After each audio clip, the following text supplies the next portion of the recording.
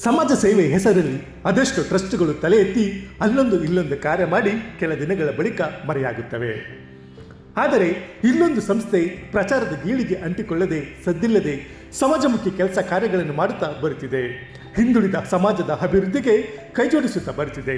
ಸಮಾಜದ ಕಟ್ಟ ಕಡೆಯ ವ್ಯಕ್ತಿಯನ್ನು ಗುರುತಿಸಿ ಅವರ ಬದುಕಿನಲ್ಲಿ ಆಶಾಕಿರಣ ಮೂಡಿಸುತ್ತಿದೆ. ಕೆಲಸವಿಲ್ಲದೆ ಮನೆಯಲ್ಲಿ ಕುಳಿತಿರುವ ಅದೆಷ್ಟು ಹೆಣ್ಣು ಮಕ್ಕಳಿಗೆ ಸ್ವಯಂ ಉದ್ಯೋಗ ಟ್ರೈನಿಂಗ್ ಕೊಡುತ್ತಾ ಬರುತ್ತಿದೆ. ಜೀವನದ ಕೊನೆ ಹಂತದಲ್ಲಿರುವ ವೃದ್ಧರಿಗೆ ಬೆಳಕಾಗಿದೆ. ಬಡತನದಲ್ಲಿ ಬೆಂದು ನೋಯುತ್ತಿರುವ ಕುಟುಂಬದ ಮಕ್ಕಳನ್ನು ಶಾಲೆಗೆ ಕಳಿಸುವುದರ ಮೂಲಕ ಶಿಕ್ಷಣದ ಮಹತ್ವ ಸಾರುತ್ತಾ ಬರುತ್ತಿದೆ. ಆ ಸಂಸ್ಥೆ ಬೇರೆ ಯಾವುದಲ್ಲ, ಸಾಂಸ್ಕೃತಿಕ ನಗರಿ ಮೈಸೂರಿನಲ್ಲಿ ತಲೆ ಎತ್ತಿ ರಾಜ್ಯ ವ್ಯಾಪಿ ವಿಸ್ತಾರಗೊಂಡಿರುವ ಸುರಕ್ಷಾ ಜನಸೇವಾ ಟ್ರಸ್ಟ್.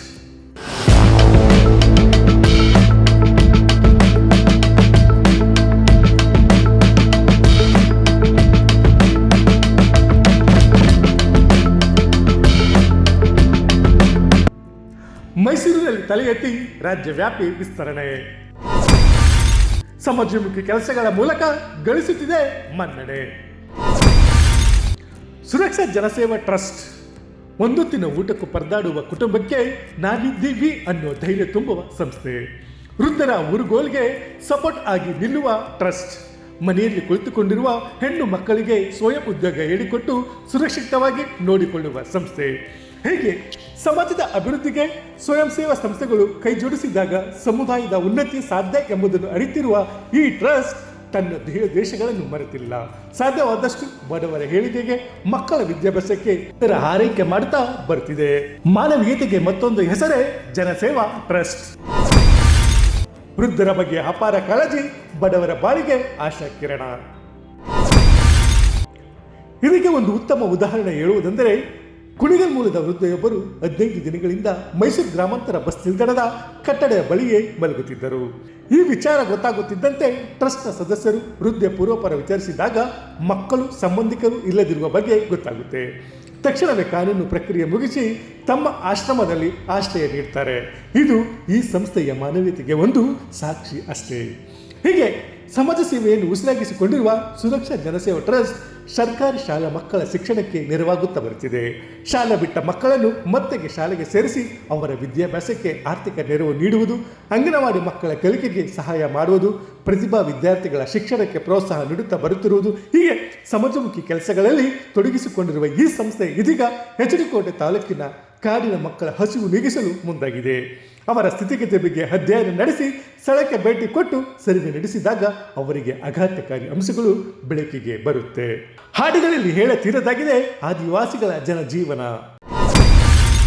ಮೂಲ ಸೌಕರ್ಯದಿಂದ ವಂಚಿತರಾಗಿದ್ದರೆ ಬುಡಕಟ್ಟು ಜನ. ನೀವು ಎಚ್.ಡಿ. ಕೋಟೆ ಪಟ್ಟಣದ ರಸ್ತೆಗಳನ್ನು ನೋಡಿದರೆ ಗೊತ್ತಾಗುತ್ತೆ ಎಷ್ಟರ ಮಟ್ಟಿಗೆ ಅಭಿವೃದ್ಧಿಯತ್ತ ತಾಲೂಕು ದಾಪುಗಾಲಿಟ್ಟಿದೆ ಅನ್ನೋದನ್ನ. ಇನ್ನು ಕಾಡಿನ ಮಕ್ಕಳ ಪರಿಸ್ಥಿತಿ ಕೇಳಬೇಕಾ? ಅವರು ವಾಸ ಮಾಡುವ ಸ್ಥಳಗಳಿಗೆ ತೆರಳಿ ವಾಸ್ತವಾಂಶ ಅರಿತರೆ ನಿಮಗೆ ಗೊತ್ತಾಗುತ್ತೆ ಇನ್ನು ಯಾವ ಶತಮಾನದಲ್ಲಿ ಇದ್ದಾರೆ ಅಂತ.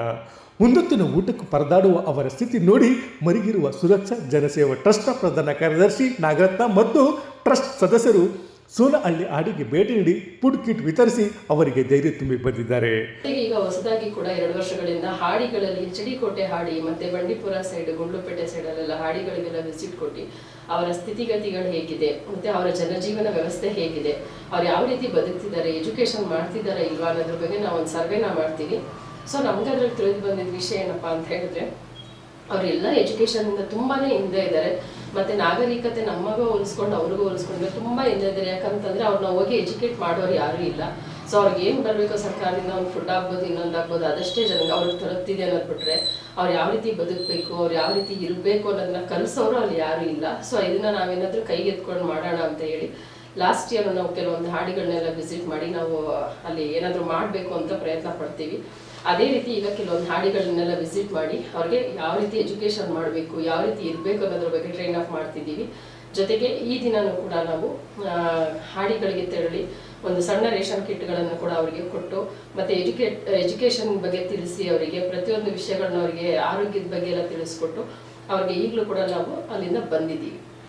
2011 ಅಕ್ಟೋಬರ್ 3ರಂದು ತಲೆ ಎತ್ತಿರುವ ಮೈಸೂರಿನ ಸುರಕ್ಷಾ ಜನಸೇವಾ ಟ್ರಸ್ಟ್ ಅನೇಕ ಸಮಾಜಮುಖಿ ಕೆಲಸಗಳನ್ನು ಮಾಡುತ್ತಾ ಬರ್ತಿದೆ.